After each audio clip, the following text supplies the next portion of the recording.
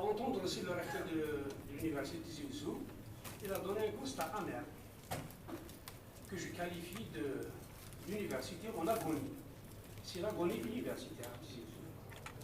Et voir aussi les photos et le rapport de la commission éducation et de la recherche et l'université, c'est vraiment un état de l'art. Je sens que l'université à Tizi Ouzou a été complètement délaissée, a été complètement livrée à elle-même.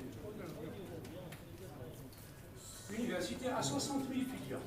La question qui se pose, qu'est-ce qu'on attend?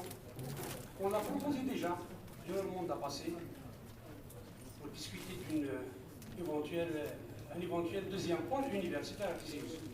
Chose que le recteur de l'université a proposé aujourd'hui, et voilà le besoin. 60 000 étudiants, normalement, c'est automatique, c'est un deuxième pôle universitaire à Tizi Ouzou. Quand on parle de deuxième pôle universitaire à Tizi Ouzou, c'est avec deux universités, c'est-à-dire, il y aura deux budgets. On voit des universités ailleurs, avec même pas la moitié des étudiants, ils ont peut-être un budget plus consistant que Tizi Ouzou. À entendre aussi que l'université de Tizi Ouzou souffre d'un problème d'informatique. C'est grave. Le département d'informatique, je témoigne, le département d'informatique à Tizi Ouzou n'est pas informatisé. J'ai été pour récupérer un diplôme, licence en informatique. Ils ont cherché sur des registres. Ça n'existe pas sur le logiciel, ça n'existe pas sur les PC. C'est un problème là qui se pose vraiment avec Et la dernière question, le recteur de l'université a dit qu'il y a 3 universités en Algérie qui ont leur plateforme technologique. Il y en a pas d'autres, non, c'est des Blabes et je crois Constantine, Tizi Ouzou, non. Pourquoi?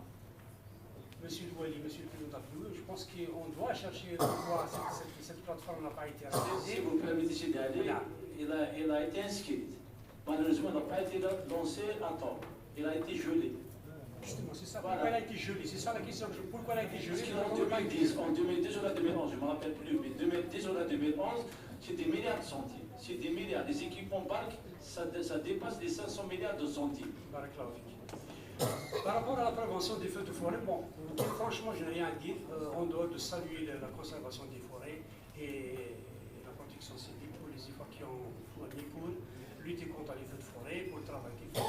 Toutefois, il est à signaler que, à entendre aussi ce qu'ils disent, ce qu'ils prêchent sur le rapport, on comprend bien qu'il y a quand même un manque fracassant en moyens humains et matériels. Voilà. Monsieur Louali, si je parle un peu des communes, la commune de Bouzguel, elle a toujours soif. La commune de Bouzguel souffre toujours d'un manque d'eau. Malgré les efforts, malgré tout ce qui a été fait, mais elle encore, jusqu'à présent, Bouzguel a soif. Sur le plan des infrastructures, il faut savoir que Bouzguel n'a aucune ressource propre. N'a aucune ressource propre en dehors d'un marché hebdomadaire implanté sur la route nationale, tous les mardis.